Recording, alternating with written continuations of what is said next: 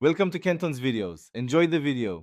In this video, I will explain how to reset the oil maintenance light on your Lexus GS 350. This process is straightforward and can be done in just a few minutes. First, make sure your vehicle's engine is completely off. You'll need to locate the trip reset button, usually near your odometer. Having a small pointed object can be helpful for pressing the button accurately. Now, let's get into the reset process. With the engine off, turn your ignition to the on position. Do not start the engine. Immediately press and hold the odometer trip reset button. You'll want to keep this button pressed down for about 10 seconds. This action prepares the system to enter the maintenance reset mode, which is crucial for the next step.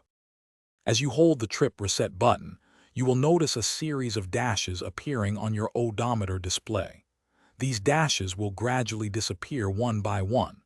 This visual cue confirms that the maintenance light reset is in progress. Once all the dashes have vanished from the display, you can release the trip reset button. This signifies that the oil maintenance light has been successfully reset.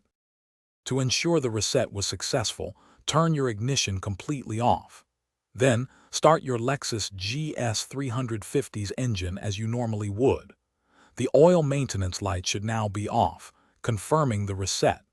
If for any reason the light remains illuminated, simply repeat these steps from the beginning. Double-check each action to ensure proper execution for a successful reset. Thanks for watching. Consider subscribing if we helped you.